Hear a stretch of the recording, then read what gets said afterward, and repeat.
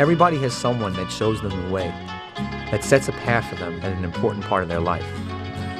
Whatever you do, you never do it alone, but always with the people who have gone before you and shown you who you could be by their example. I made this film because my grandmother has been the most important person in my life.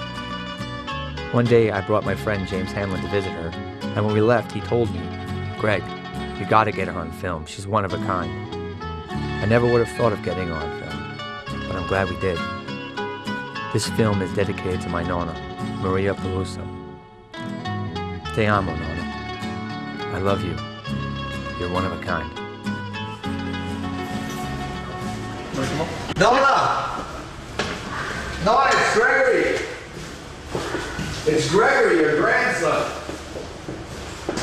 Hey, give me a kiss. They remember Donnie, right? Hello. Coming. Only one. They're coming. Don't worry. You make food? You make food? Come on. Let's see. Oh my God, he's a family. Yeah. No. Why you want mom? I went down to ring the bell downstairs. I thought maybe you didn't hear this bell. Oh, sure. Give me a time to walk there. Oh, okay, my fault. Well, I got lemons, I got cheese, and I got bread. What? When you ring, you gotta give me time to walk there. Okay. What's Jimmy's coming. Jimmy and Scott. Who? Scott, you don't worry. He's new.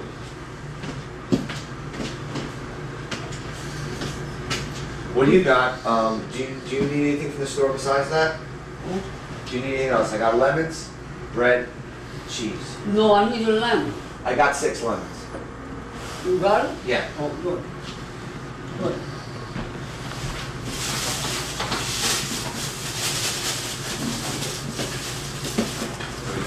What do we got today? Oh boy, I hope you're hungry. That's enough. That's enough. That's enough, Nonna. Beautiful. No? I think that's enough, yeah. I think so. I'm gonna take the garbage down and get Jimmy. Okay? You got ice?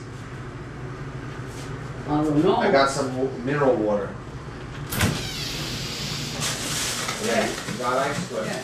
Take that out. Not much. That's okay. It's not so hot today. Yeah. Okay.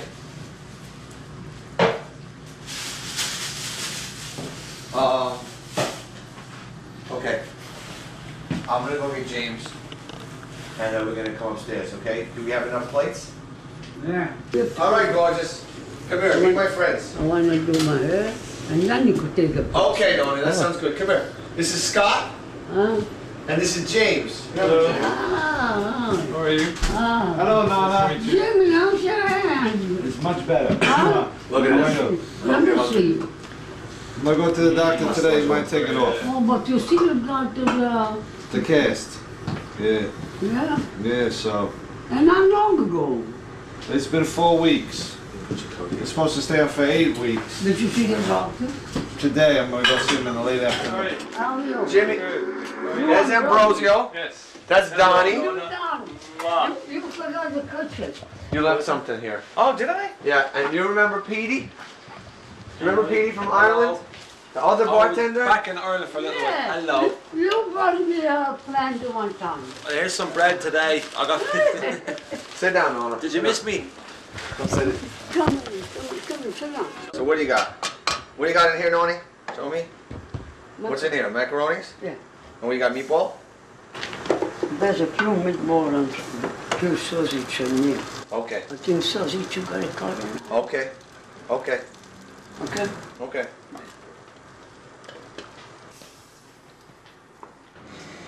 Not nice. Don't take. Why you didn't take my pictures Well, we can't take our own pictures. when I dress up nice, Oh, you look beautiful. when I Nonna. feel Come bad? on. Nonni, Oh, you're the most beautiful woman in New York. For you. oh, For you, I do it. oh! For me, you eat. Oh. Yeah. Eh? I told you, he's not eating. He won't take for anybody. Because he does me a favor to Yeah. eat my food. Told you a favor. For you, Nonni, I'll do it. Did you ever meet? Oh yeah, sure. Different points in his life, graduation from grammar school, confirmation, stuff like that. Right. I would see your name, but I guess, and I may have even gone up to the apartment a couple of times because, up in the Bronx, because that was, again, the neighborhood when my family came from Italy. They lived in Harlem for a while, then they moved up to that section of the Bronx. It's a very big Italian neighborhood. A little bit wine. Okay, Give a little bit. okay. Oh, I'm okay, Nani. Huh? Let him eat first. It's Nani. Some people, they don't like wine in the morning. You know? Give a little bit wine. Okay, maybe later. Let him eat now. Now, why they eat? Nani, not everybody drinks wine when they eat. Well, I like when they eat. I know you do, but not everyone likes that. It's our culture, but not everybody's culture. First time I met Greg was probably he was in trouble, probably somewhere, probably in the principal's office or something. So he was about, I don't know, 7. Right. Okay. He's probably in trouble. And the principal of the school did not like him. The situation at home was not the best, so that would definitely take a toll on the kids' marks. But his, you know, his behavior, I'm not going to say he was, you know, an axe murderer, but his behavior, but he was a kid, you know, the principal just didn't like him. You know, I was a young priest, I was ordained for 5 years, and you figure, oh, you could, you know, straighten the kid out. And help him, and, yeah, you know, that kind of thing. I grew up in a neighborhood called Yorkville, which is now the Upper East Side. The neighborhood when I grew up was kind of German and Hungarian, working class, kind of blue collar neighborhood, right on the edge of Spanish Harlem. Yorkville was a parish. It was a place that had 3 different Catholic schools that pretty much all of the people I knew went to. The nuns and the priests in our school were very influential, and kind of, it was a type of place where you could get into trouble if you weren't kind of looked after, but at the same time, there were people looking after you. Yeah, he tells a story about the time with him stealing, I think it was strawberries, no, it had to be blueberries because they would leave a stain, and he got caught by the store owner. And right around the corner from St. Joe's, there was a vegetable stand, and they were stealing fruit. It was grab and run. I was, all right, let's go.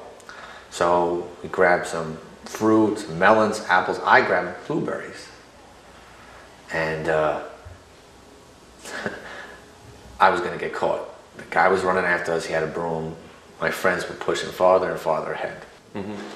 But I guess while he was running away from the guy, he started eating the strawberries all over his face. And The blueberries, yeah. right, the blueberries. So I decided that, what the hell, if I'm gonna get caught, I'm gonna eat these blueberries. Why, you know? So I just started stuffing them in my mouth as I'm running. I mean, like, almost got sick. I started choking, and then the hand comes, you know, and I'm off the ground, and I'm, you know, not telling all my friends, nothing, you know. I'm stoic. I'm there, you know, and the blueberries are squashed all over my hands. They brought me back to the church. They brought me into the rectory, and there's Father Peter. Father Peter is still very important to me. He's my priest. He's no longer at that school. He's at Holy Cross on 42nd, but they bring me in, they sit me in this office, a big crucifix, stained glass windows, and I'm there, and Father Peter shows up, and I saw him give the man some money and, you know, shake hands. He was really pissed off. This big 300-pound, 6-foot-something priest. What did you do? Nothing. Nothing? I swear to God, nothing. So he said, you swear to God? And I said, yeah. So he took me and he put me in front of a mirror, like that. And I still remember his hands, like these huge hands on my neck like this. And my face was covered, just blue from like here down. And then the tears just started coming, flush. Like when you break your nose, just flush, like no control. And then that deep sobbing, that fluttering sobbing that you get, it wouldn't stop. I couldn't breathe, so sorry, that kind of thing, you know. And he just stood there with me. He let me cry, I think, for a good, I don't know how long it was, but it was a long time. I'm surprised he didn't become a bomb. I don't know if you know. He left the house, I think, 14 years old. He was bad, and the carrot screaming and screaming. You see it? No. The mother, she had no patience. Hey, take him out. As soon as he got wet, he was screaming and screaming. And people say, oh, poor baby, what happened? Because he got what he got to scream in the carriage. With the feet up, you know. He was tough. He was tough, baby. He was running his own, he was doing his own numbers scam. My father didn't gamble, he drank, but there were a lot of people around the bar that did. And I kind of wanted to be that person that kind of hustled. It was some sort of betting scheme, okay? And there were a number of guys in the neighborhood who were bookies and running numbers and doing that sort of illegal stuff. And I guess Greg may have gotten a job as a runner for one of these guys in a local bar. And I really looked up to this man. His name was John. And I started, you know, taking bets in school, like little kid, just as little. It's not something that, you know, I wasn't a big kid yet, I was a little kid, so I would bring him information from people that placed bets, and, you know, and then I started to take bets in school, and Father Peter found out about this. Some kid owed him money, and he was, you know, he was a big kid. He was threatening, I believe he was threatening to beat him up for, it wasn't a lot of money. It wasn't a buck even, I don't think, okay? There's a few cents, and I think that's basically how I found out about this. I didn't know this at the time, but I found out later. He went to him and said, hey, you got to stop. This kid is doing something wrong. He's doing it because you're teaching him something wrong. It was sort of like I was being very, very circumspect about the whole thing. That I knew that this guy was a bookie. He knew that I was a priest, but I didn't want to say anything to him. And he, you know, sit down, Father, kind of do a very rough and tumble sort of guy. But he said, yeah, I'll take care of it. The bookie took me on a collection where he went to pick up money from someone who owed him. And he broke the guy's knee with a bat. And he scared the shit out of me. He said, you know, you want to be a gangster? This is what you have to do. I'm not a nice guy. You want to be a nice guy? You know? And if you owe me money, I'll do this to you. I'll do this to your father. I'll do this to your mother. I'll do this to anyone who owes me money because that's what I am. And I was terrified. I mean, I pissed myself. I was scared. I said, holy, that's what a tough guy is? I'm not a tough guy. As strong and as tough as he is, Greg was not that kind of person.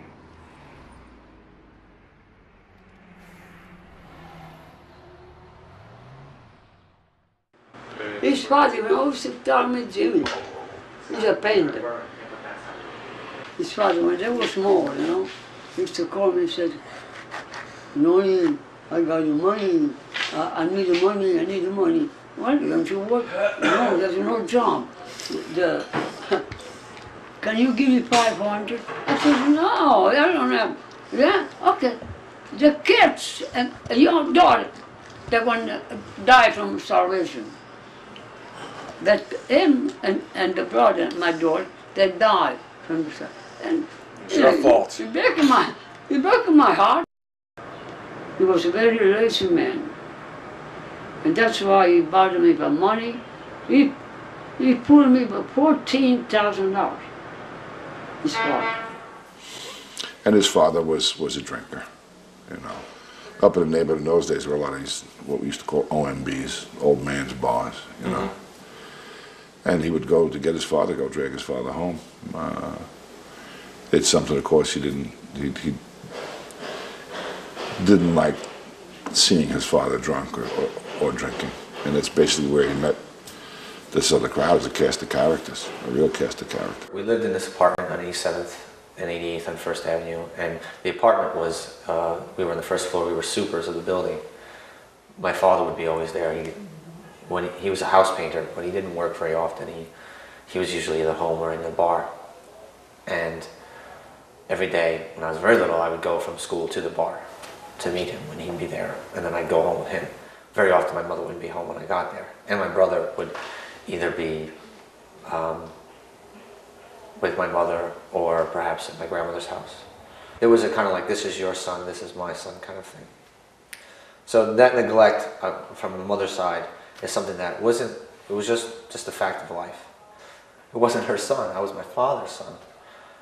I still am my father's son.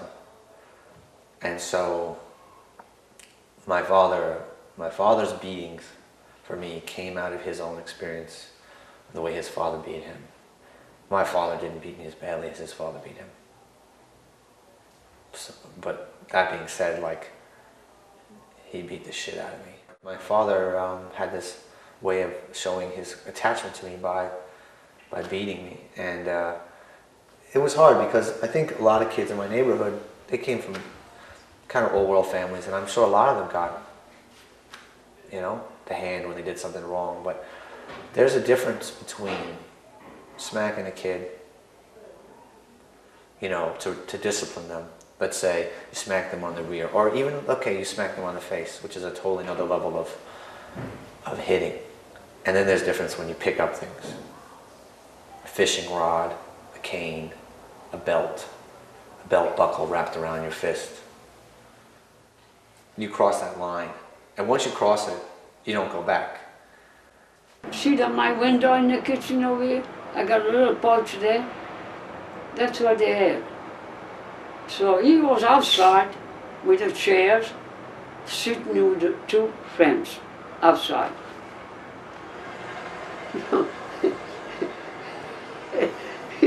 I think he was 5 or 4. Yeah, I was 5. About 5, right? Yeah. This guy, and you see the father, you know, one leg up, the other one, about the cigarette now. And he was there, look. Then he cried, the window, he cried. And he went on to them. He was with 2 friends, you know, like a big shot. You know. He took Gregory from the car. No, he threw back in the kitchen like a little dog. You remember? Huh? Yeah, I remember. Yeah. He was a little, I think he was a little bit crazy, your father, no? I think so He too. still lives. He still lives a little bit cuckoo. But he won't harm nobody, it's a good man. I don't talk to him. You talk to him. Si, signora. That physical abuse coupled with that neglect was devastating, and it really very quickly led me to just say, okay, these might be the people that I'm related to, but they're not my family. This is the famous stepmother. What was her name? Rosa? Rosa? Yeah. She was ugly. My father married this woman because she was a very clean woman and good cook. Your stepmother wasn't nice to you. No. No. How come? How do I know? One time, Adzi fought with your stepmother, hit her. Well, plenty. Why? Because she used to give more food to our children. A little bit, the 3 of us. Me, my sister, and my brother. My brother, the little boy, the younger one, she used to spy Tazi. Spy? Yeah, What do you mean spy? spy. Tazi. She gave more children to our dog. Oh. She gave much more food to our children. And the mother, Tazi, I mentioned my aunt, you know, my mother. She came one day, and she beat her up. Yeah? Oh, she left him on the floor. They didn't like me Why? because they said, come, let's go. Let's go and the Rosario. Tell her how she treats us. I didn't want to go Why didn't you want to go? because my father was a healer. Your father would... He was healing her with the back of the rifle. Your father hit who? My mother, my stepmother. So me, I used to keep everything in because, Because you didn't want her to get hit. yeah, because, But she was hitting you. yeah. Okay. Oh, she used to pull me. I had a long braid. She used to grab on my braid. And you had to respect her, even though she beat you up. I don't know the reasons why my mother raised me to not know my grandmother. I don't know the reason why my mother didn't tell me when my grandpa died. I don't know why she just cut herself off until later. That's between my mother and my grandmother. Who's that?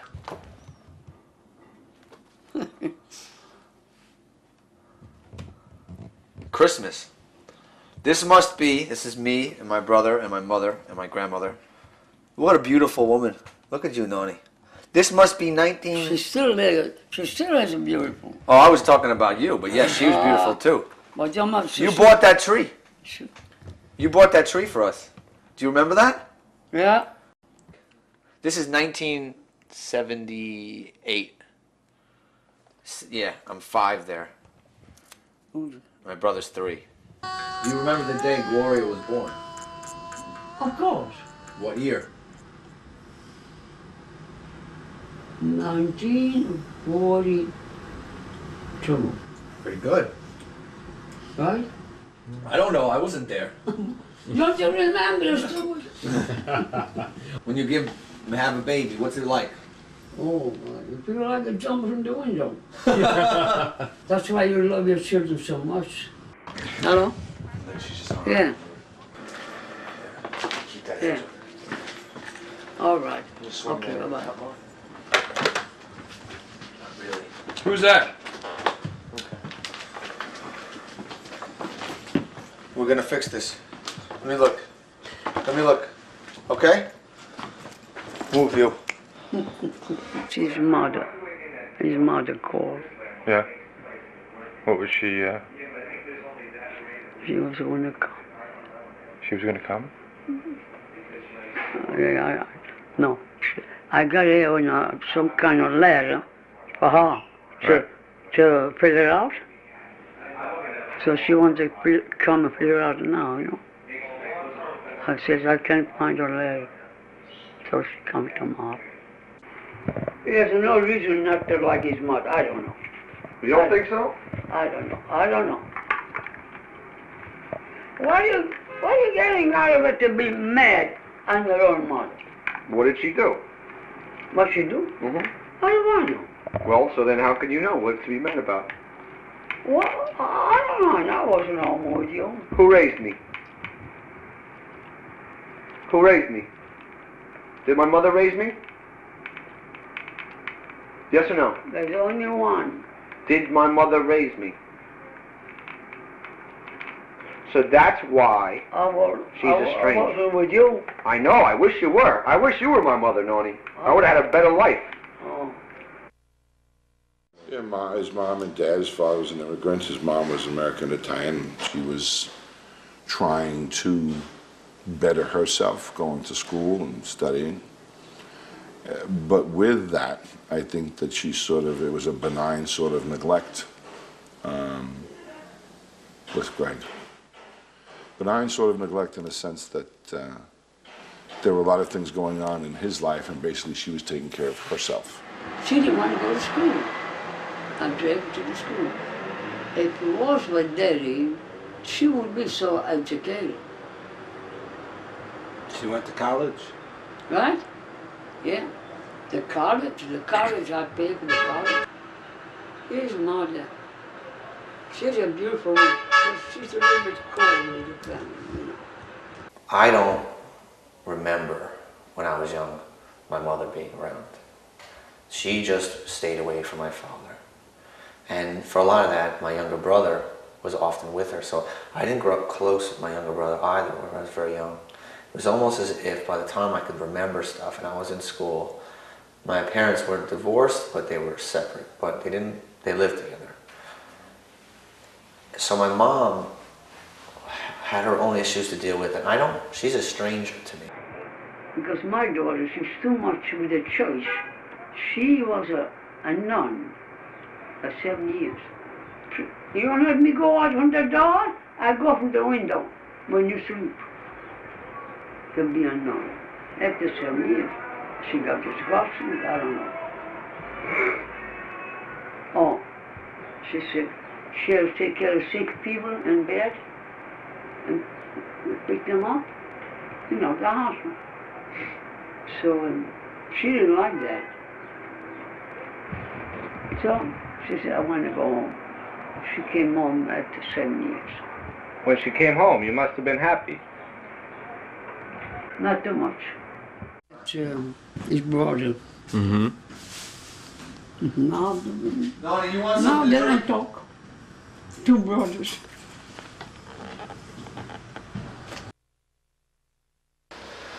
I think the most sad time when I was growing up for me was when I really realized that I would not have a family. When I really realized that everything, the last kind of excuse for one was gone. And I think the funny thing about that is that didn't involve my parents so much as my brother. He had a brother, has a brother, who was really in trouble. And I don't know how reachable he was. It was a baby bathwater kind of deal with them. Greg was salvageable, and because he was salvageable even on his own, I think that they felt it wasn't necessary for them to devote as much attention to him as it was to devote to Anthony. But the attention they were devoting to Anthony was just not productive at all.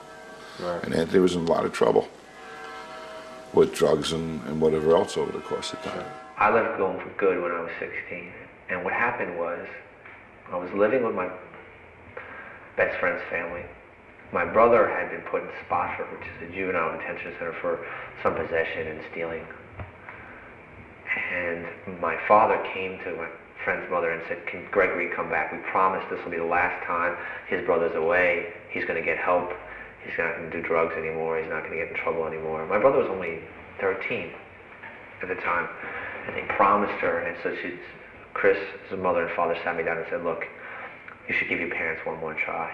You know, you always can come here whenever you want, but, you know, your brother's away, and he's getting help, and I think you should." And I was devastated. I didn't want to go, but I did. And so for like a month, I was home. It was just me and my dad, basically. And it was good. And one day, I'm on the street with my friends. My brother shows up and he's like, "Get your shit and get out of the house. I'm back, and you got to get out. You got some other people you want to live with, that's fine." And I didn't believe it. I thought, "Oh no, you must have escaped," or something like that. You know, no one's going to take their kid out of rehab and out of a place when my parents wouldn't do this. This is too much. And sure enough, I got back, ran the 2 blocks to 95th where we were living, and all the shit was put back. When I came home with my friend Chris, we found all my brother's shit. We just took it all, threw it on the street, we dumped shit in it, pissed on his clothes. I mean, we were just like, fuck him, how is he gonna come back here after all this? So when I threw his shit out on the street, my mother was there, and my father was there. And my mother screamed at my brother, and he spit in her face. When he spit in her face, I went for him. And my father hit me. And when he hit me, I just went down. When I woke up, he was gone. My parents were gone. I went out in the street, and that's when we met. The crowd was gathering, right? All the kids in the neighborhood. What's going to happen between the 2 Drozdik brothers? It's going to be bad. Everyone knew it was going to be bad, and it was bad. So my brother called me out. So I was like, all right. I had a few of my friends. He had a lot of his friends there. And my brother pulled a gun on me and told me to get the fuck out. And my father came out, and my father saw it. And I told my brother, I said, if you don't kill me, you're going to wish you did. And my brother didn't kill me. My brother didn't hurt me. He ran away. My father had a heart attack when he saw my brother pull the gun on me. Like, whether it was how severe, I don't know. He was fine afterwards, but he just collapsed. Rather than run after him, and if I would have got my hands on him, I don't know what I would have done. I went back, and I held my father till the ambulance came. The violence and conflict that started out with my father and me when I was younger transferred over between me and my brother. And that difference is still very strong today. My neighborhood raised me more than my family did. He ran away, came back. There was one time he was staying at the rectory, and I said, and this is long before the scandal. I said, you can't stay here. One time you stay here, but you can't do this. Your parents are in the neighborhood. You know, you had to be very, very careful about it, even in those days. Mm-hmm. You know, you had neighbors caring for him, and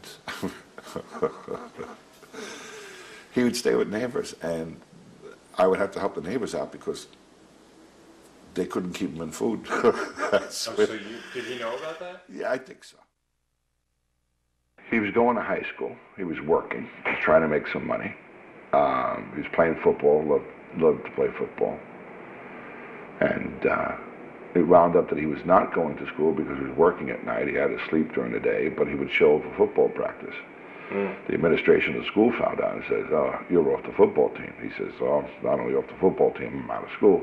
I was working at night on a construction site I was working like kind of as a watchman on this construction site. So I'd be up all night. I was dead tired, falling asleep in class. I did great at like 80s, but I still was like, it was very apparent that I was wearing myself thin.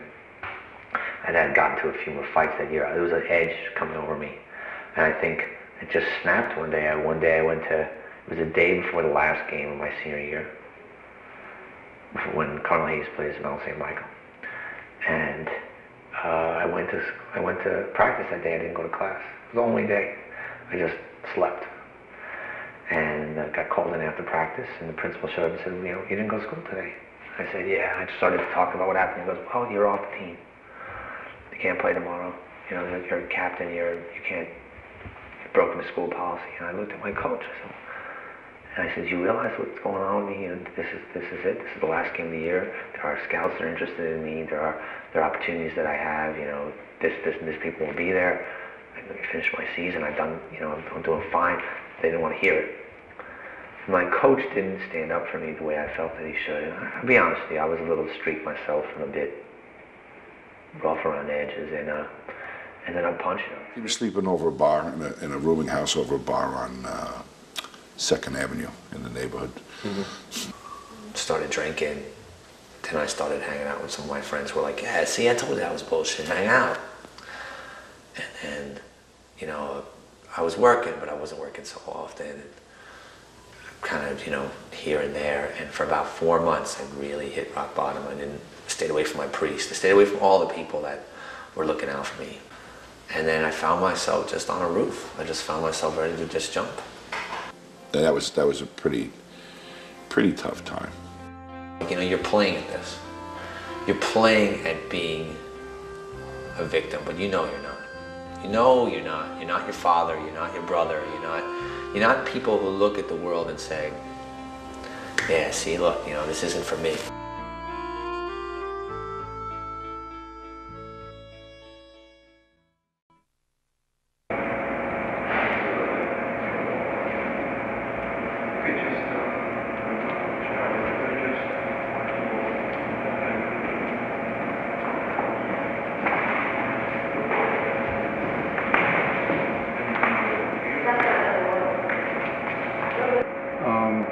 Greg, I met, I don't remember, like 6-7 years ago, and so first impression was like a very huge guy, football player, and I don't know why he need to study Kung Fu. You know, usually people, you know, like weaker complexion, you know, they like to study to be confident and protect themselves, so on. But this huge guy, and he looking for Kung Fu, and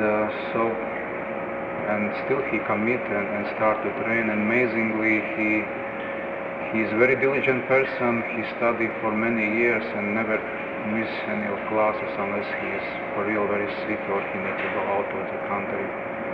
And so was big, but now he shrink, and he doesn't lose his strength, but his weight is, he probably lost, I don't know how many pounds, you know. The student-teacher relationship between the two of you, do you guys ever go out and hang around, have a beer? Not too much, and probably the reason is that Greg is always very busy. He's teacher also, and he have much obligations. He have grandmother, you know, and friends. Do you remember when you sent your home attendant to my high school to try to help me with my bills? Yeah. That was a funny story. So you heard that I was going to school. I was living on, where was I living? It was, who knows, right? And you sent your home attendant with the money to help pay for my tuition. And that was the first time I come really to see you. $700 I gave her. Yeah, and I wouldn't remember. I came back to say thank you, and Yeah. that's when we started. That's when we started to really see each other. Yeah. You know, that's the first time I really met you. Remember, I come here to say thank you, but I don't need the money. And do you remember what you told me? Oh. You don't remember? You were mad that I wouldn't take the money, but you said that if I agreed to come see you, then I could give the money back, and I agreed. I've been coming to see you ever since then. What part of Italy is your family from? Napoli, Napoli? San Giuseppe Giuliano, Napoli. That's where all my family is now. And also in Rome, I have some family. Unfortunately, my grandmother's mother died in Italy when my grandmother was 2. That took care of you when you were little? Yeah. That's the same hand when my mother was dying. Yeah. I said, Rosaria, I know I'm going to die. Please take care of my children. Especially Maria, that she's sick girl. You? Yeah. What are you talking about? You're not sick. I was when I was born. Yeah? When, she said, especially Maria, because she's a sick baby. And no, and she treated me like a mother. She loved her mother, and she remembers when her mother died. I see a priest go in my house, something like umbrella, and altar boy with a long dress go in my house. I follow them. And I see they give my mother communion. But the priest, always the bed are higher. The bed. The beds are higher? So the priest picked me up and with the top of my mother, well, kiss me. I remember. Maybe it's bad or good. I remember it. And then she came over here when she was a teenager, back to New York, and moved to New York with her aunt. When Nancy got married, that time, years ago, I don't know long, she came over here. The husband brought up. She came to America, and one of the family friends of my great-grandmother had 2 sons over here. Both brothers were told that this girl's getting off the boat and you better be there when she gets there. And they were expected, one of them, they didn't know which one would marry her. So my grandmother was like 16 when she got here, and she met these 2 boys. At first, the story was that they set it up. My grandmother didn't speak any English. They went to the hall, the court, and they were speaking in English. And they turned around and told my grandmother, "Okay, say yes." And she just said, "Okay, yes." She didn't know. I mean, I know she knows what yes meant in English, but she didn't know what she was saying yes to. And then when my grandfather tried to kiss her, she smacked him across the face. My grandmother wasn't having that. She basically said, "No, this isn't a church. We're not married yet." So my poor grandpa had to work another 3 or 4 years, I think, before they had the real wedding, and before my grandmother left my aunt's house and moved in with him. And then they were married, and then my grandmother and grandfather lived together and started their own family. I just slowly, it wasn't like an epiphany or a religious moment or some moment where the clouds parted. I just got my life back together. I went to school and got a GED at night. I wasn't someone that needed to be a boxer or a bouncer to support myself. I had the brains to go to school, and I had some talent. I could play ball. And so little by little, I went to this GED class. I sat down, and I mean, I'm most proud of all the degrees I have in my equivalency diploma, because the choice to go back to school was the hardest choice I ever did. Oh, there's no way in hell that he could not go to school. He could not go to school. I went to college in this little college called Franklin and Marshall, Amish town. I went from the Bronx to Lancaster, Pennsylvania. Like, you know, it was miserable. It was like a totally different culture. It was horrible. But I went there because one of my coaches in high school, this coach named Coach Schloder, was a volunteer. He volunteered to teach in an inner city school. And he set me up with the coach there. And the coach there gave me an opportunity to go to college at Franklin Marshall for a year. I played ball there for a year. His funding ran out. So that meant that there's no way in hell he could stay in college. He was looking for a job. Priest said, if you get a job, I get you a job delivering papers off the back of the truck. No more bouncing, no more scuffling, just, you know, let's calm down, let's stay out of trouble, easy on the drinking. I said, fine, you get me a job, I'll do whatever you say. Okay, now this is around Christmas time, I'm going to say around 92. And I'm calling around. I spoke to a friend of mine who still works for the newspapers, gossip column, Joanna Malloy. And she and her husband write a gossip column, page 6 kind of deal, for the Daily News. I guess I shouldn't say page 6, but Pete isn't me. But they write for the Daily News.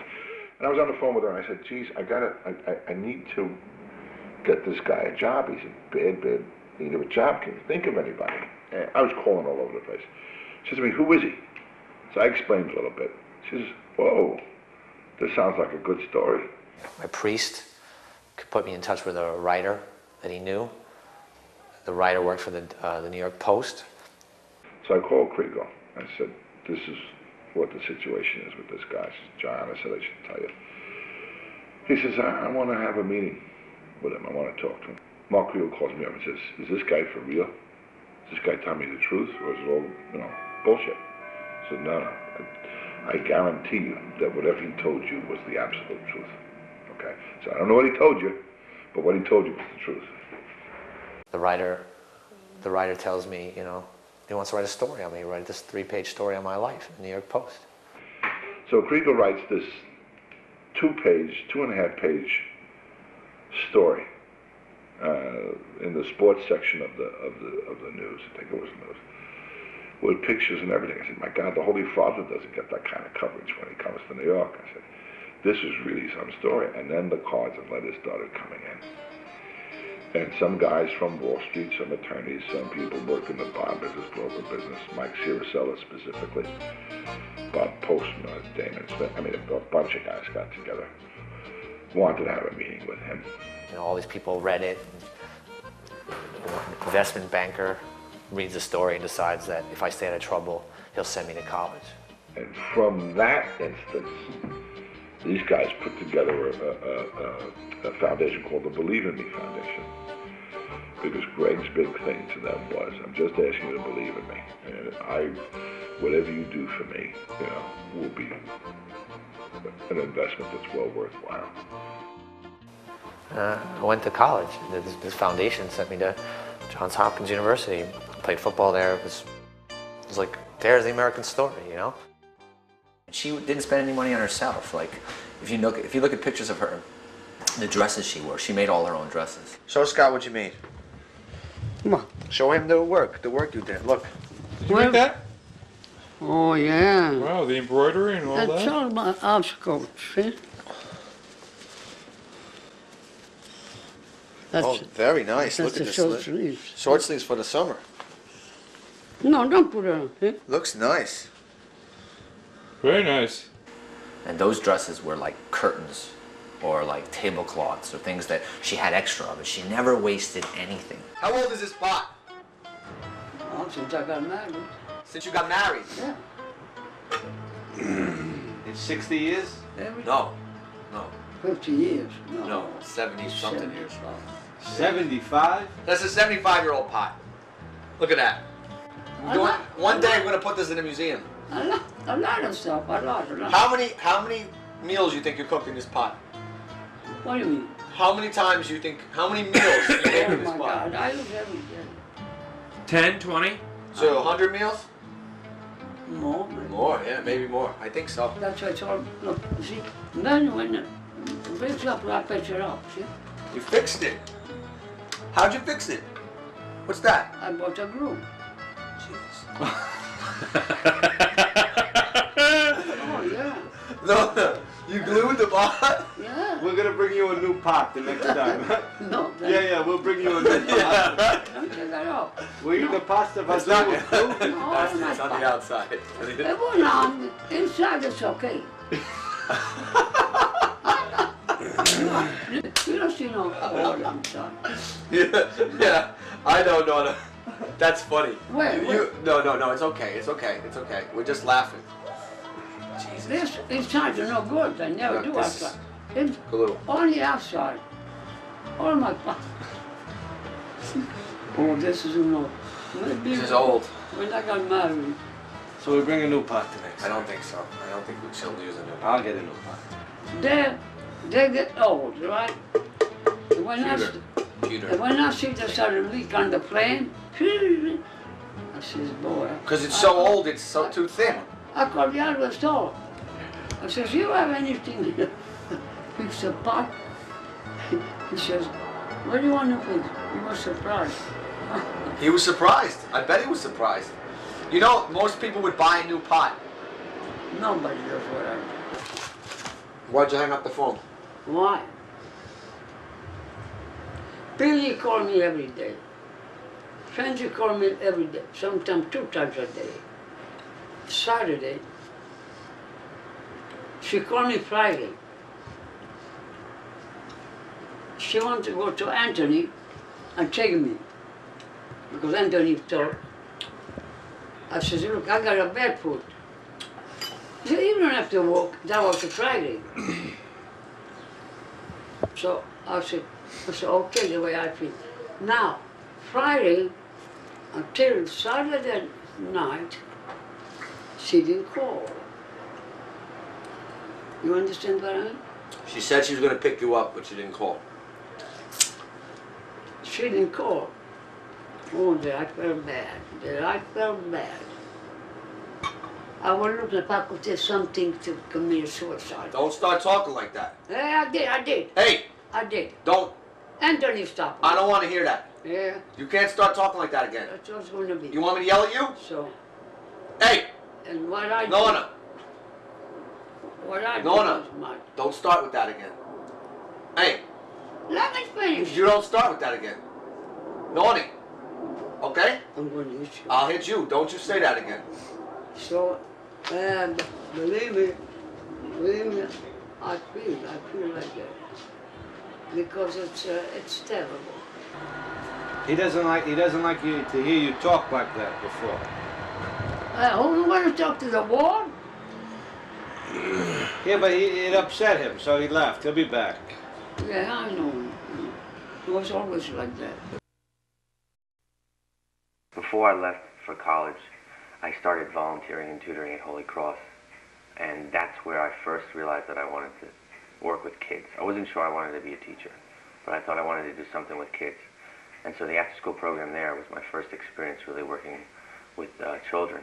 I would tutor kids there sometimes during the day, and then work with them in the after-school program as well. Times and people change. Take a look at him in the past 10, 15 years, and this person definitely has changed.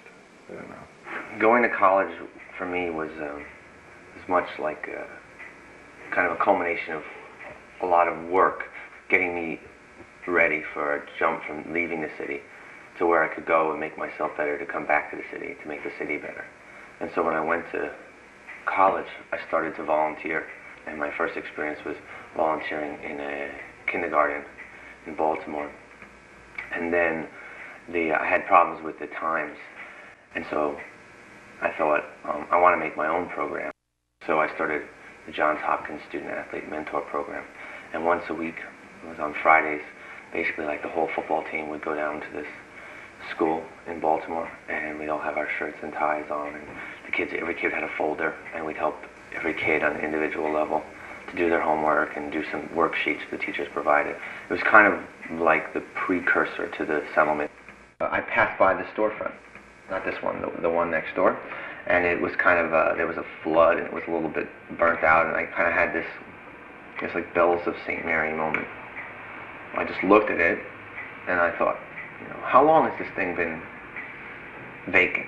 And it looked like no one had tried to rent it in a long time. I kind of peered in, and I saw this empty room, And in my head, I saw kids sitting around a table doing homework. And so then I went in and I got the building manager's number and I asked how much it was. And he said, well, it's this much. And so I just went, I put all my money together and I just showed up the next day. I'm like, here, I'm gonna rent this. Well, what's it gonna be? I said, I don't know yet. Just, I'm gonna rent it here. And they gave me a lease for a year for this one room. So over the course of the next few months, I fixed it up, fixed the floor, painted it, and it just became this empty white room with a big table and chairs around it. And that's how the settlement started. Once the room was here, once there was chairs and computers and lights and blocks and puzzles, all this stuff, once I got all that donated, then once I found a place and I went and I got a lawyer and they gave us the non-for-profit status, and all of a sudden after a year we were like a legitimate charity. Then people just want to help. That's how the settlement started. It started out with an idea, then people, and the kids just came. We didn't ever put a sign up. We didn't ever say, okay, let's go around and try to go to schools and see if we're just right here on the street. So people would walk by and say, what's this? And I said, it's a settlement. Oh yeah, great, because there's a bunch of settlements around here, right? And what do you guys do? I'm like, well, I don't know. What do you think we should do? My daughter needs an after-school program. We're an after-school program. Kind of a place where students can go after school to get a little more refined help on the things they're doing in school, to complement the things that they're doing in school, and in some cases maybe do some of the things again in a more personalized setting.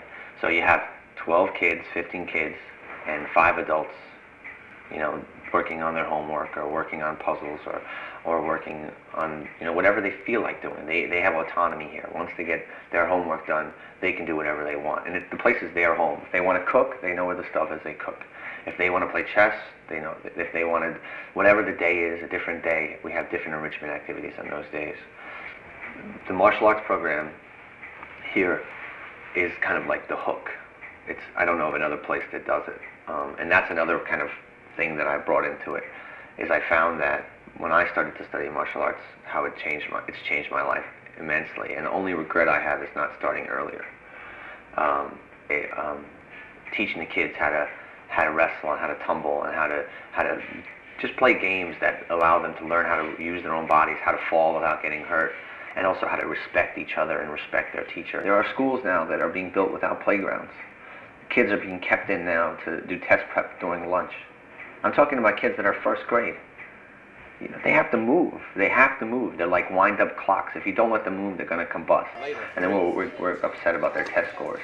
You have to balance that need between the physical and the mental. I got my bachelor's degree in English. As far as I'm concerned, too, he's also the first GED to graduate from Johns Hopkins.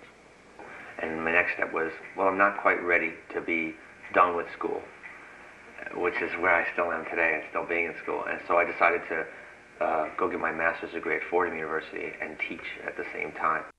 But when I was at Fordham, I signed up to be a chaperone and a volunteer for a trip to Calcutta. And I think that the best thing about going to Fordham for me wasn't the classes that I took or the books that I read about how to be a teacher, but it was, you know, taking a month and going to Calcutta and working with the Missionaries of Charity there. And when I did that, then I had something to look at my own experience through and see that being a teacher in inner city New York, coming from inner city New York, having a difficult family life like I did, was nothing compared to the intensity of third world poverty and disease, and just the few weeks that I worked with people that were dying, or worked in an orphanage, or worked with people that were you know, physically and mentally disabled, that humbled me so much that when I got back here, I had this new sense of what I could do, what was possible as an American, as a teacher, as somebody who had a lot of youth and energy. And so, you know, I didn't go to India and make anything better. I think that takes a life to do. Mother Teresa did that, but she gave her whole life to do that. And no one can go there and it's like you just put a drop in a bucket by helping out for a few weeks. That's Donnie. That's Donnie. And that's Don. That's Don. Okay. Don and Donnie. Scott. Don. Scott. James. Okay? I'm gonna give you a test later. I don't remember Johnny. I'm your favorite. And you remember Petey? Huh? Petey from Ireland, my other friend. The one that talks funny, because he's from Ireland. Yeah, Pete. Jimmy, what? That's why Greg loves you so much. What? I don't know. You should call me every day. You don't call me enough. I don't call you enough. How many times I call you this week? No, I want to know. I don't wish to nobody. When the lonely terror. He calls you how many times a week? I want to know what she says. Once a week. Oh, come on! No, that's not true! Then they call me to tell me who's coming. I call you once a week. So that's twice a week. 2 times. No. Jeez. You know how much I call. It ain't 2 times a week. Okay. Okay, gorgeous. Come here, you. Love you. I'll see you next Monday. Yeah, I'll be here. Don't you worry about that. Here, everybody got food? Yep. Can you carry it? Huh? I'm gonna take the blanket, yeah. Oh, we're not change your hat? You better take good care of I that promise, thing. I will take good care. There's my... Here, toss the hat over here. My... Thank you, Nona. I'll take very good Okay, care of bye. Yeah, bring the boys. it. I'll bring the boys. And now, you think they'll like about the program? They'll like pasta Thank banana. you very much. Everybody likes that. And thank you for lunch. Come again. I will be back on Monday. Very nice to see you. You too. Come again. Okay, Nona, see you Monday. I'll call you soon. Huh? Noni, I'll call you soon. Who? Me, I'll call you soon. What are you talking about? I never call you, so you know. You were born 1973. I was born 1973. Huh? Yes, very good. Why are you 42? No. I said I will call you soon. Tomorrow, I'll call you. Okay. Okay? Okay. Jimmy, when you come? Monday. Okay. Monday. Go ahead. Thank you for coming. Ciao, Donna.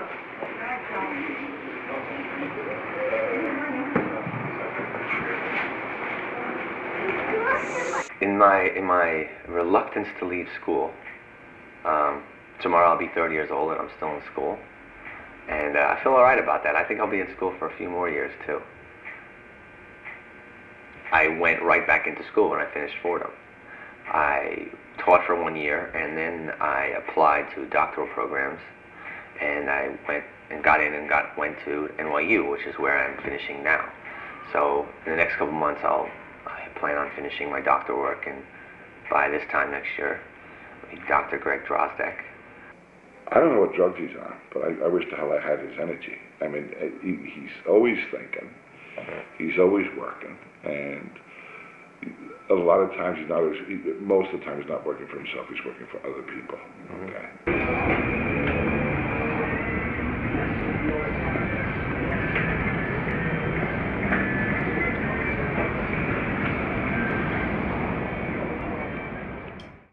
Everything in your house. Look at this. This spoon. Everything is young like me.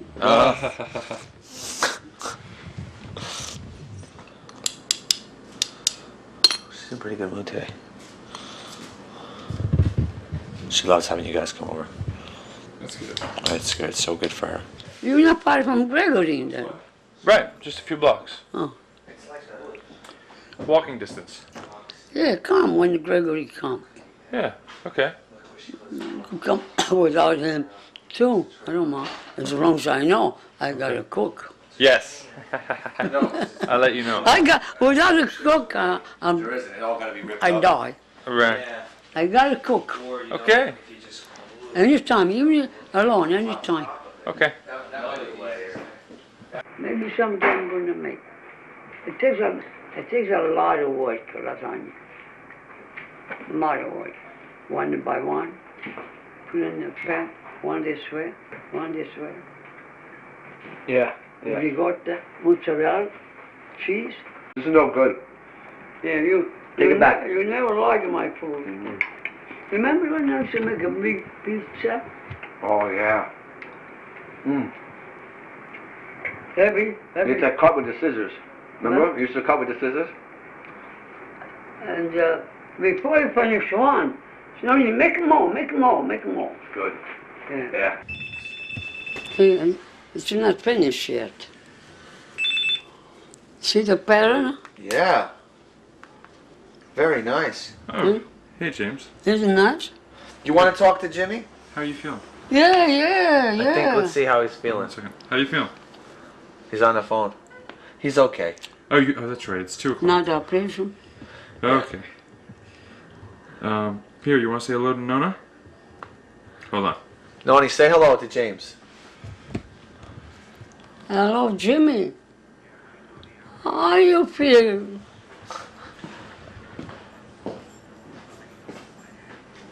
With the hands of, you gotta go to the hospital?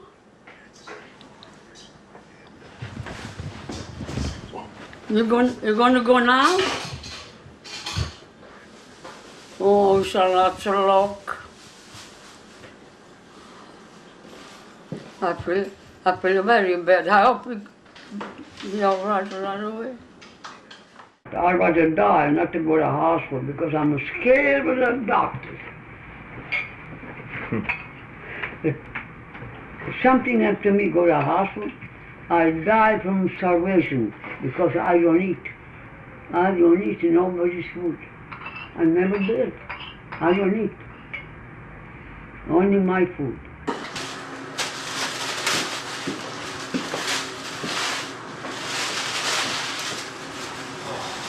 So I left you alone. They leave me alone, yeah. I left you alone. It's okay. Did you put the coffee in here? Yeah. No, don't open it now. No, not just. When the coffee in there, don't open it. Oh, let me see. It's tight.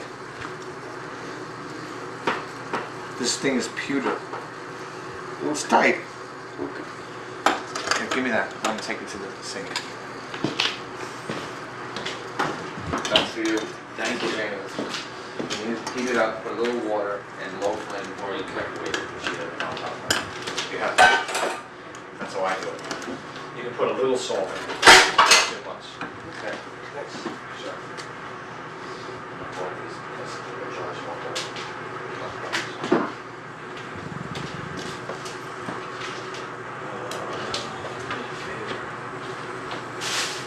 What I'd like to do while we're all coming up is talk about some of the things we need to fix the place up.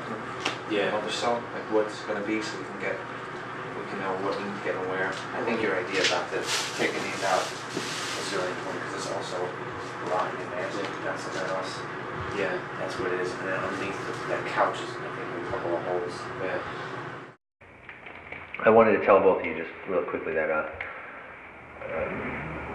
Nona's not doing really well.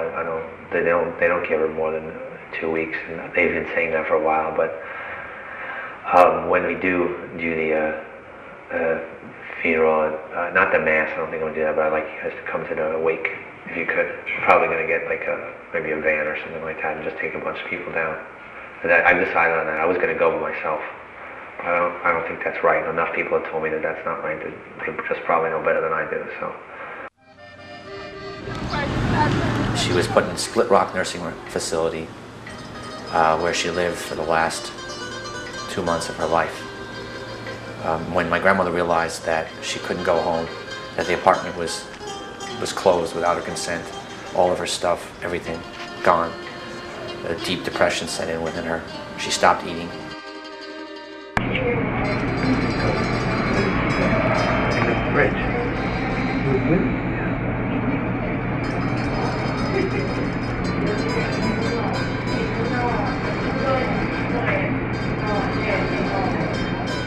How's that taste?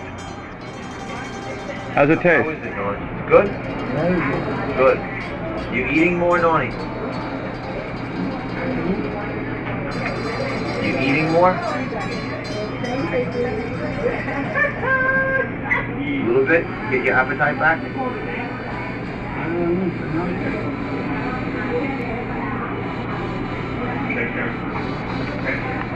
How can you live without sleep? I don't know. Most people can't. I don't know. No? Come on.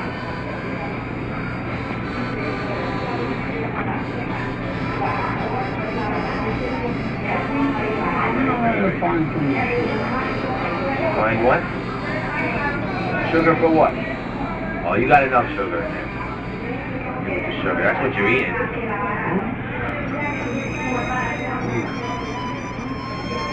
No, it's sour. That's okay. It's good for you. It's orange juice. What do you do? Gotta go back to work. I work. You? Yeah? Yeah, I gotta Go go to work. too. I'll come back though. Okay? Come back next week. Next time we come? Yeah. Noni, the next time we come, we'll bring Jimmy. Yeah. Okay?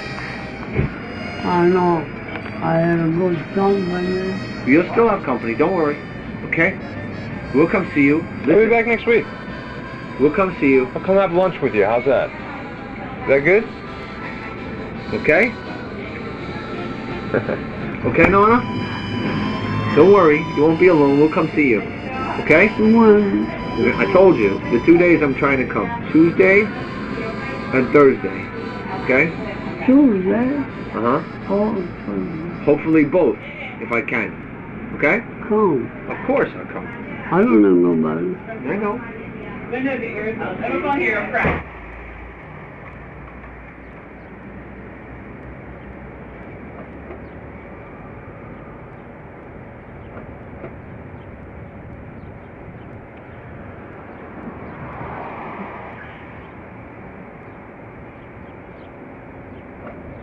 She didn't trust doctors. She didn't trust restaurants, and she didn't trust doctors. And also, she saw my grandfather die in a hospital. So she said, you know, hospital is a place where you go to die. Doctors make money for killing you, that kind of thing. So, but she did have a home attendant to help her twice a week, go shopping and stuff like that. About 6 months ago, she fell and broke her hip. And they called me here at the school, and she was complaining when I called back, don't call Gregory, he's busy, and we're fine. She was brought to St. Barnabas Hospital and put in traction. For that month, I went to visit her regularly at the hospital with my friends, and we spent some time fixing the apartment, getting ready for her, getting a bed that would help, with a rail, and fixing the linoleum that was really messed up, and painting the apartment and making it nicer. The city said that they wouldn't send a nurse unless the apartment was fixed up because they didn't want to be responsible if she slipped or fell. During this time, I became more involved with my mother, who was also trying to help her out. An arrangement was made where my mother agreed to provide for a nurse at night in exchange for me, and I would take care of the apartment. My grandma would go home. She'd have a city-appointed home attendant during the day and a private nurse at night who would stay during the night until her hip got better, which would probably take a month or two. But she was fine. She wouldn't eat the food. She lost some weight, but she was released from the hospital and sent home. Unfortunately, she was left in the apartment alone, and she got very scared. She wasn't able to go to the bathroom, and the nurse that was supposed to be provided for wasn't provided for, unbeknownst to me. So that I got a call from my mother the next day saying Noni was scared, couldn't make it. She went back to the hospital. My mother then arranged for her to be put in an old folks home and closed her apartment without telling me or anyone. So my grandmother then realized that she wouldn't be able to ever go home. She was put in a hospital once at Montefiore for a potassium infusion because of the lack of nutrients and how her heart was having a hard time regulating herself. But for the last 2 months of her life, she died very, very slowly in the hospital and then in the nursing home.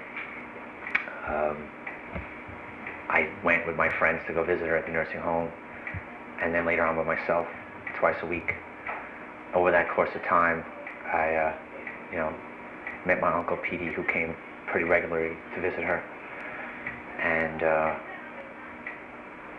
for the last 3 weeks of her life, she slowly lost the ability to speak and see very clearly. She'd go in and out. The nurses there were pretty amazed that she was so cognizant at so old an age and how she steadfastly refused food. They said to me, you know, a lot of old people don't like the food here, and they say they won't eat, and we just say, yeah, you know, you will eat when you get hungry enough. My grandmother did not eat. She made an active choice. Just stuck with it. The last 2 weeks of her life, she was on IV and drifted in and out of consciousness. The last two visits that I saw my grandmother are especially memorable.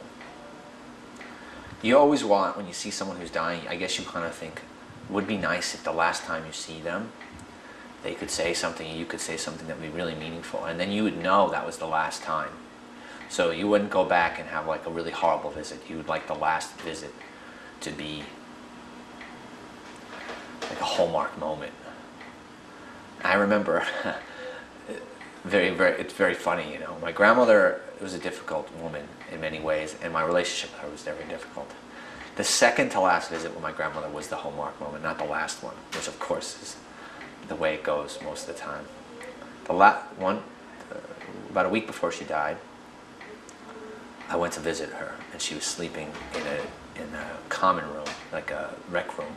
I remember, like, they had all the people in there. They were watching The Price is Right, and you know, Bob Barker and all these Showcase Showdown, and it's blaring loud. I mean, everybody's asleep except for like 3 or 4 people that are watching it, and it's loud, right? And I remember I was sitting there, and I just watched her sleep. So I was just watching her, and I asked the nurse, could I bring her back to her room away from Bob Barker and The Price is Right? And it was just, I just wanted to have a moment with her, and they said yes. So we reeled her into the room, and I helped the nurse put her in the bed. And at this time, she was like paper. And you picked her up. And I put her in the bed. And just as I put her down, she woke up. And she said, "Are you Gregory?" And I said, "Yes." And she goes, "I dream about you. When I see your face, I'm not alone." And then she went right back to sleep. That was it. No fight.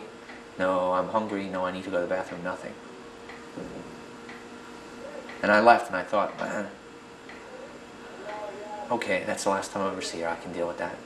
I feel like I've been a good grandson, and that she's been a good grandma, and I'll miss her. About a week later, I went to visit her again. I called up. I said, "How's Maria Palisa doing?" The nurse would always say the same thing. "She's still here. Come see her." I didn't want to go and have her be gone. So I called up, and I went to see her, and there she was. This time, she was awake, and my Uncle Petey was there, and she was kind of talking. But now her eyes were kind of glazed over, so that the nurse told me, "You have to get like a foot close to her before she can see you." And my Uncle Petey has a bad back, and so he really had a hard time leaning close enough for her to see him. So she was listening to him, he was talking to her, but she couldn't see him. Said hello, and then Petey said, "Gregory's here, Gregory's here." And she goes, "Gregory?" And I leaned in real close, and I was holding her hands, and she still had a strong grip. And so I said, "Hi, Nona, it's Gregory." And she says, "Gregory?" And I said, "Yeah." And she goes, "He don't come to see me no more." And I said, "What? He don't come?" She goes, "No, he's very busy. He's a teacher. He got a real important job."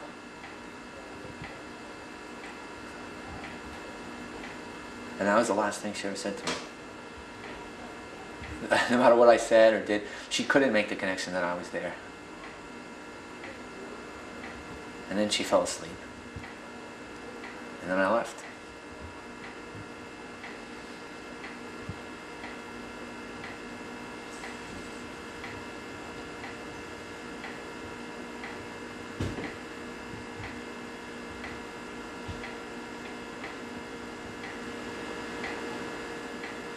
And then on Sunday we had the funeral.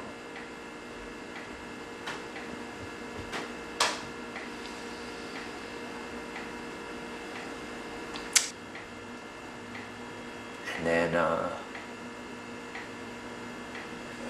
it was a funeral on Saturday,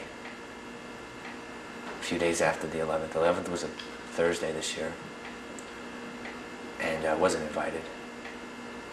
was mother planned the funeral. I think that's fine. I think that makes sense. And then I planned the funeral of my own, and I invited my friends. And this last Sunday, we all went up there to Ardsley, New York, to this cemetery that my grandmother had picked out about 30 years ago. She's very proud of this place. She bought the plot, like, I don't know, 25 years ago for my grandfather. And I think there's 3 plots there for her children, too, next to her plaque. And so we went up and were able to say a few words, and Father Peter, my priest, came and did the Mass. And then I spoke a little bit about her and thanked everyone for coming. And it was kind of nice because the people that were there were friends of mine for years, and so some of them have known her for 10 years and some for 2 or some for 1, like you. You know, but it didn't matter. Everyone had a sense of her, who she was, and who she was for me. And I think everyone there, she was a unique person. No, I don't think anyone knew anyone like my grandmother. I hope you come when I die.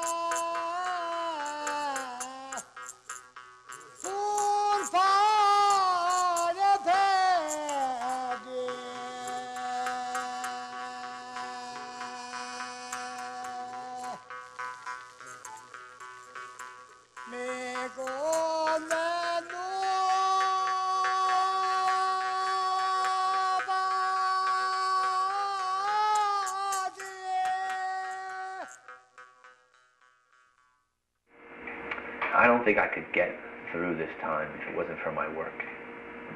So venture, when you venture, it's a verb, it means go look for something.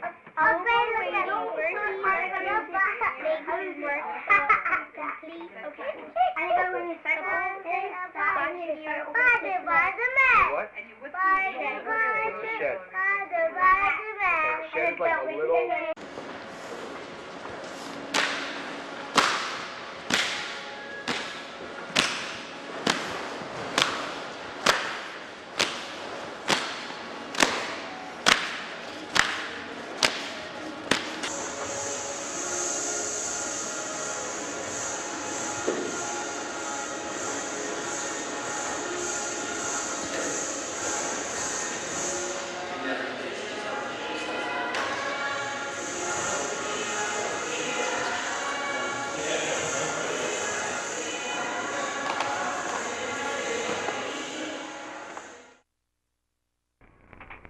It was only an empty storefront a couple of years ago. Now it's a dream come true for Greg Drozdek. Very good, John.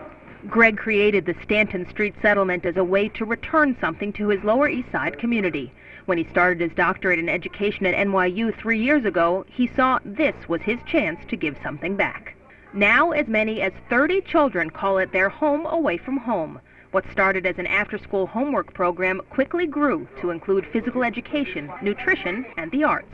I learned math and how to read books and write and play on the computer. Wow. And draw. This is like one place where everything is here. The center operates on a very limited budget, almost completely funded by donations. But still, it manages to stay open every afternoon, 7 days a week. The kids get a hand with their homework, and because there are about 45 volunteer tutors, they're offered something that is hard to get at school. The children say programs like music, chess, and karate incorporate life lessons. He helps kids to be themselves, don't be afraid of things. One of Greg's main goals is to work with the family as a whole. In this neighborhood of immigrants, helping the kids often means helping the parents. Parents were getting citizenship tests, and they needed help with the English and learning those things. So, I would work with the kids, and Greg would work with the parents, helping them on that. Greg is now 3 months away from getting his doctorate, and he says the success of the Stanton Street Settlement is in holding true to its original mission, providing a safe place for the families and their children to learn, to play, and to excel. The only thing that they need is just a stage. Get out of the way and they will perform. And they bless my life because I'm on that stage with them every day. I'm building something with them every day. And there's no place I'd rather be than that. And so for building a future for children on the Lower East Side, Greg Drozdek and the Stanton Street Settlement are our New Yorkers of the week. Rebecca Spitz, New York 1.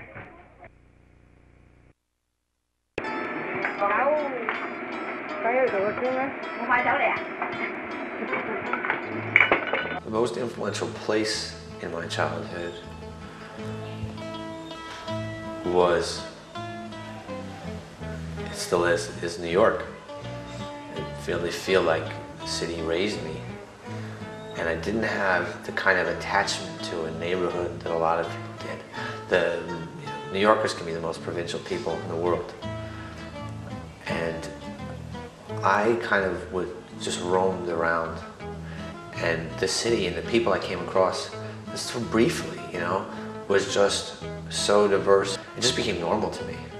A level of possibility in growing up here that I don't think you can have if you grew up anywhere else. I think that a lot of New Yorkers, they accomplish something and they leave. That's the American dream. That's the city, the cycle of the city. I'm not part of that cycle. I'm not going anywhere. I'm here to stay. I'm going to be teaching here. I'm going to be working here my whole life.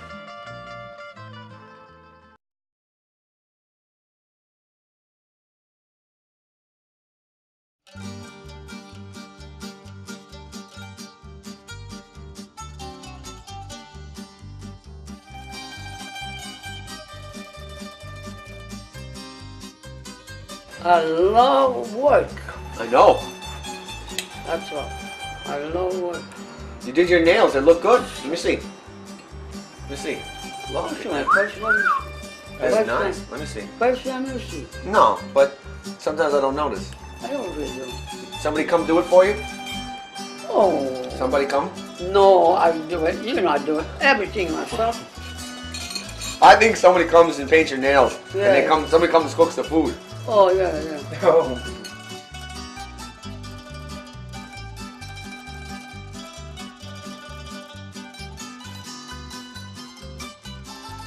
The first day, the boat pulls into New York, and you see New York. Yeah. What did you think?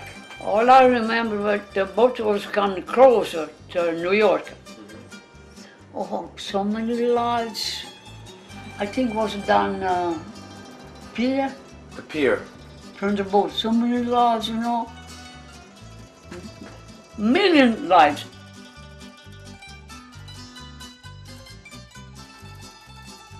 Do you think a woman ever is going to be president? Why not? If it's a matter of here, why not? Yeah? Anybody could be a president. Yeah? As long as you're not stupid.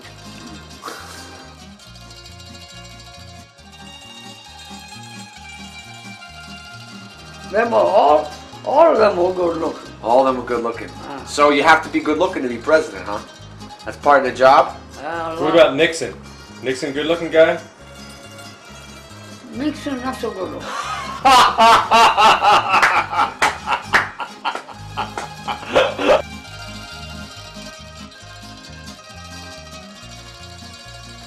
So this picture is going to come out.